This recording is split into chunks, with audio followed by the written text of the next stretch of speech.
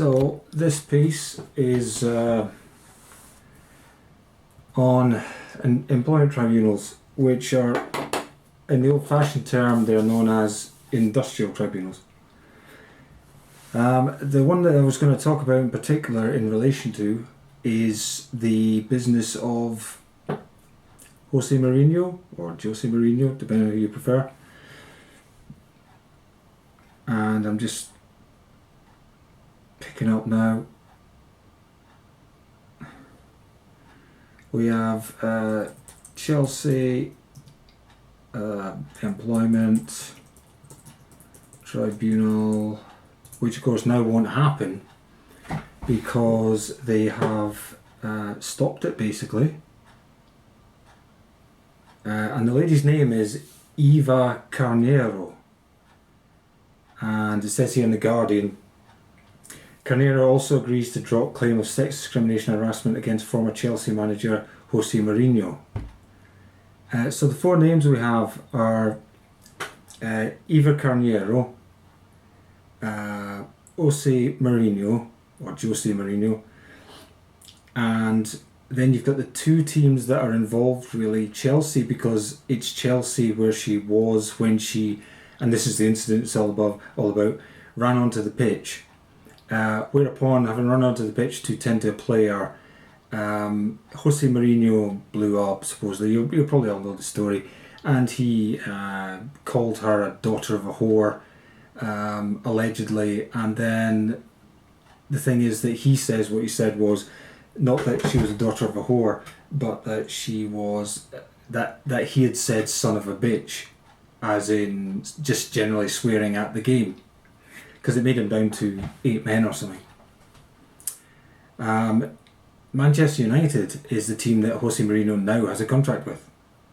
And he's going to be there, if not there already, very soon. So, employment tribunals, I've got experience of a few. And what I can say is that if she was offered 1.2 million by Chelsea, I'll give you the short version straight up. If she was offered 1.2 million by Chelsea, British pounds, so that's about $1.7 million US or something, then that's the minimum she would have walked away with, probably, because she is a woman, and it is a clear-cut case of a bloke basically trying to make her subsume her professional priorities to what he sees as the needs of the game. And it's pretty clear cut really what's occurred. Now they've tried to say that she should have had in mind, this is Chelsea, she should have had in mind the fact that the ongoing game was very important, while of course bearing in mind her professional priorities. Which the two on that occasion were in conflict. She had to pick one or the other. She chose to do her job as a doctor. Yes, she might well be very aware of profile and celebrity and stuff like that, but that is all that you would expect of somebody involved with a team like Chelsea. So I would say that she was within the normal bounds of behaviour, and she nominated somebody famous in the team to supposedly do some ice water bucket challenge. Well, you would if you knew somebody famous. So it's all so what on their side. So my guess is, bottom line, if Chelsea were willing to offer 1.2 million to make this go away, Jose Mourinho would have been willing to offer a bit to make it go away, especially if he took legal advice. See, the fact that they were prepared to fight the case says to me that Chelsea didn't have much knowledge of what legally was going to happen.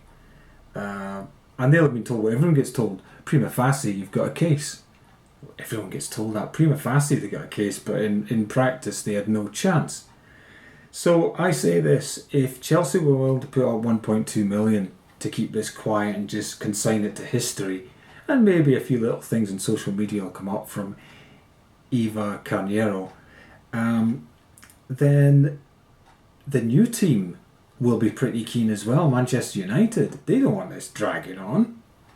I would say that probably Man United would have gone with Alex Ferguson at the helm, would probably have said to Jose Mourinho, you need to want to make this go away.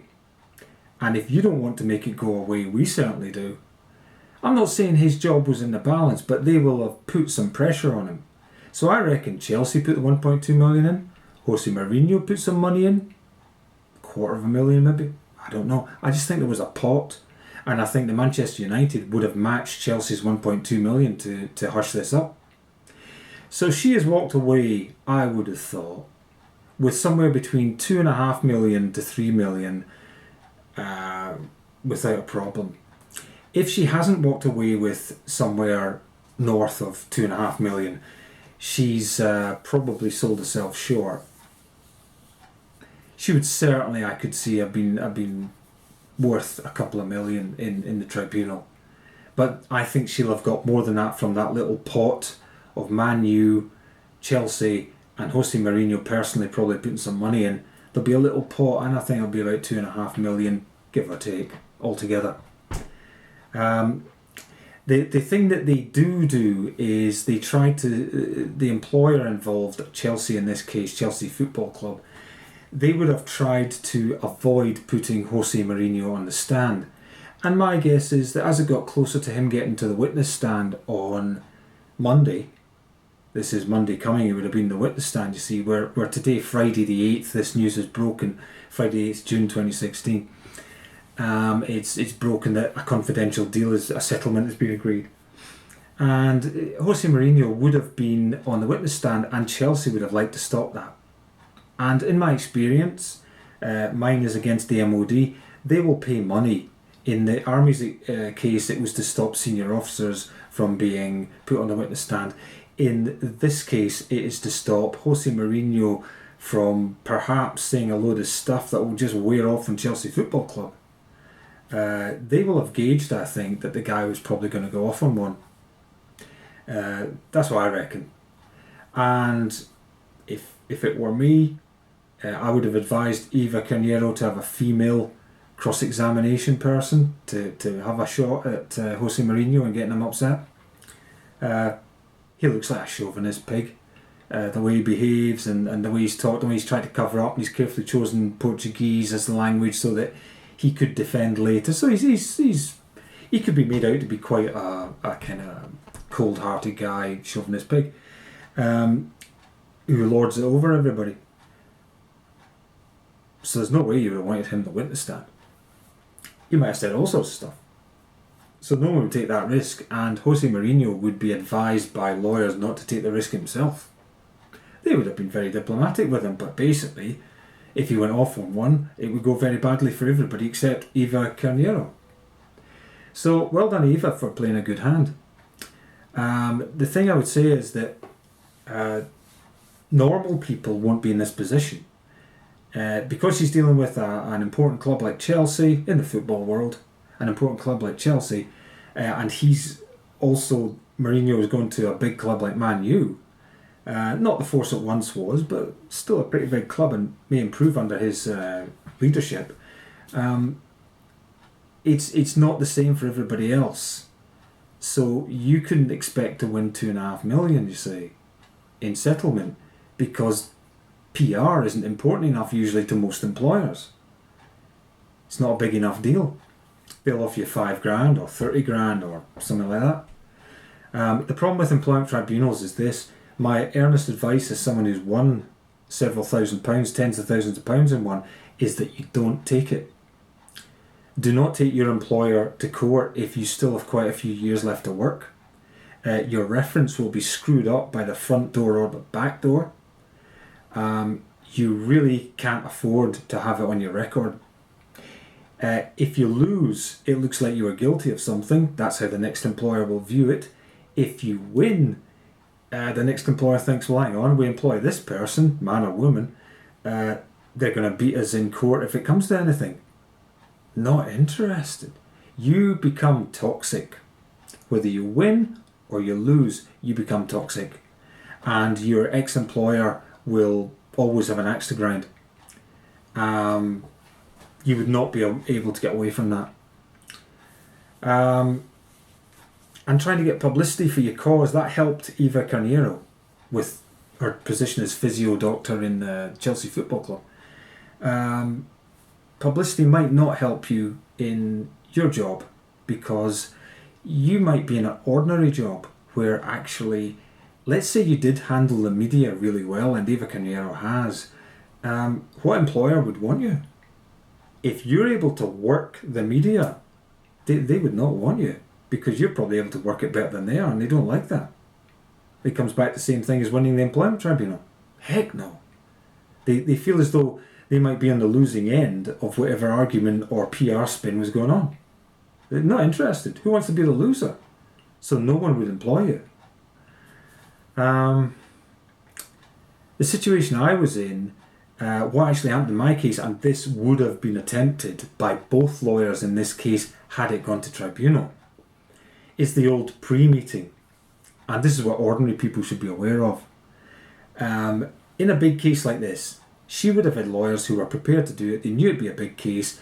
The PR would be worth it for their law company, and so on. But if you're just an ordinary person with an ordinary job, fact is, you'll get the experience I got, and I'll just relay it to you. I was representing a woman who was working for the MOD. And we were up against it because it got nobbled. And here's how it got nobbled. Essentially, I was standing in the waiting room with the woman I was helping be represented. And the other guys were in, the lawyer had come up from London, 1 Kemble Street, London, to represent the MOD. And there were at least 3 other legally qualified people in that team. They're just down the corridor in Leeds Tribunals. And I kept an eye and an ear out, because I knew that often some dirty tricks go on. So to cut a long story short,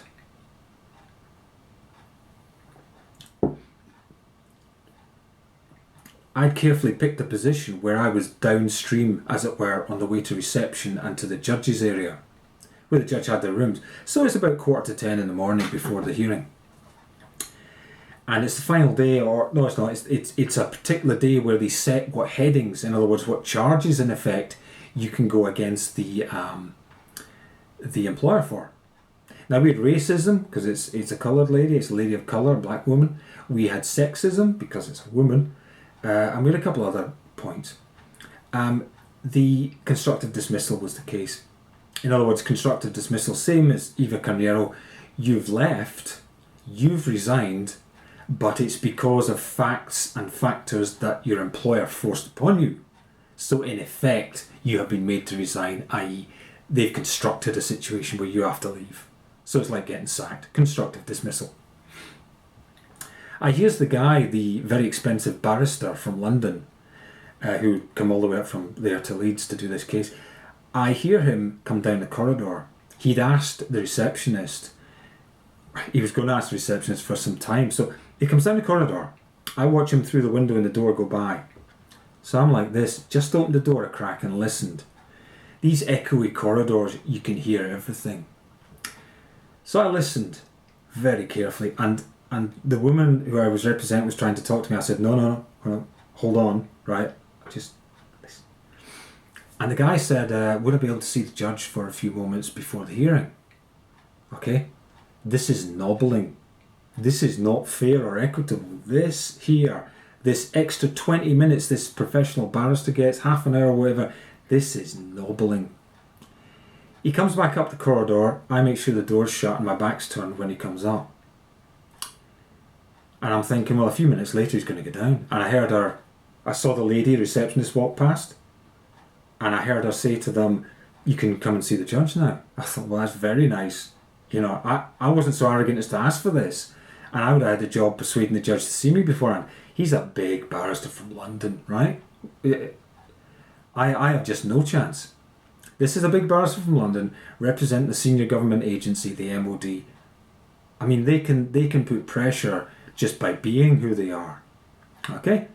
So again, I turn my back while they come down the corridor. Then I open the door. I thought, that's him going in for his special. And I said to this woman, I said, they're going to be late now because they're trying to nobble the judge. So the judge, a woman called Christine something, She, in that half hour, her demeanour the day before, or last time we met, had been quite fair. In that half hour, you see a human being going from quite fair demeanour to, when we went in and we were late, of course, because this guy was nobbling the judge, she was quite aggressive with us. And sexism and racism were both tapped on the head. Right? No messing. They were just absolutely hammered down.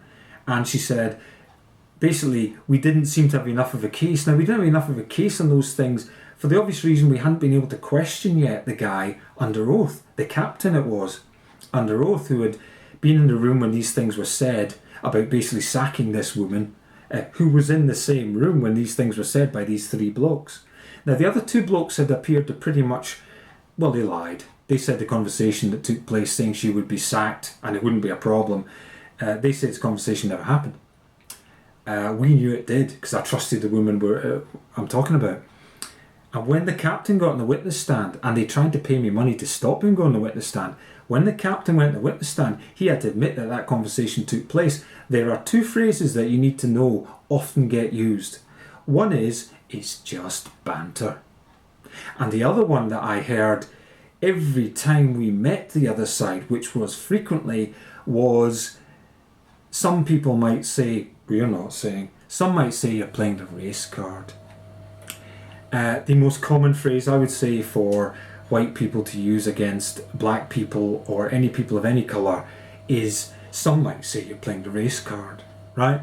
And the other one, usually used when it's a woman who's the subject of some bad behaviour, the men will all say it's banter. Banter among workmates, right? As though they're treating you as an equal. And those are the two phrases that get used, okay? To just wash stuff away. So that was it. When we went in, the judge tapped on the head without us ever being able to get a chance to get near the actual tribunals. You've got to understand, she tapped on the head the headings of racism and sexism. Woof, just gone. Any point I attempted to make from there on about these two issues, let's say something came up in cross-examination, I couldn't then make any point. Can you imagine a murderer going down on a murder charge, and then the judge has a pre-meeting where she says, well, I don't think you've shown well enough that there's actually a murder case here. It might be manslaughter or something, so I'm not sure you're allowed to put the heading of murder down. You are. You can go for murder and manslaughter and second degree and third degree. Yeah, you can do all that, and it all just runs along together, and you see which one drops out. That's not allowed in the tribunal. If somebody is able to nobble the judge and tap on the head these headings, even if the guy practically admitted to sexism or racism, I couldn't have brought it forward in that case. And the judge would have to have said, look, I can't allow a win on that basis because those headings have been tapped. Okay? And that is what will happen to ordinary people. In general, your employer can afford a decent barrister and will usually be desperate to go and get one. Now, my sister-in-law had an employment tribunal. And what was interesting was, she said, I don't know why you make such a big fuss about these, and I won mine. And then I discovered that her employer hadn't actually used a lawyer. I said, oh. And basically her employer got slammed quite quickly and she won the case. But her employer had not used a lawyer.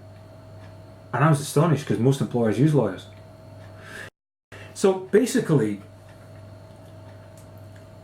nobbling is the last resort of the professional who's determined not to be beaten, and lawyers and solicitors will sink to any level if it's important to them to win.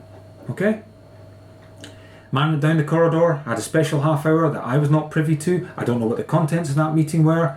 I'm pretty sure he will have said things like, I'm the big MOD lawyer, you want to be careful that you're not caught out by somebody pleading the race card and appearing as a woman, Christine, to be on side with another woman, hitting the MOD. Of course, the MOD does spin all day long. At the time, Ross Kemp was doing these episodes after episodes about our boys over in Afghanistan. I mean, the PR machine for the MOD is something else. Okay, never mind Prince Harry and stuff. You've got people out there saying they're wonderful. They always say our boys are wonderful, but the subtext is the MOD are worth protecting from these people who are, typewriter soldiers, and combat typists, and who are trying to do damage by getting big wins against them in employment tribunals. And he'll have sunk to any depths. He realised he wasn't going to win once the captain took the stand, as I was pretty sure he wouldn't if the captain had to speak the truth, which he did in the end. He wasn't going to win fairly, so he had to have that extra half hour where he stuck it to the case by nobbling the headings of racism and sexism, which were the main things we were going for. Eva Carneiro has been lucky. She hasn't suffered that. But you as an ordinary person, my advice is to think very carefully about the damage to your career, if you have anyone, by even starting an employment tribunal case. Thanks for watching and listening.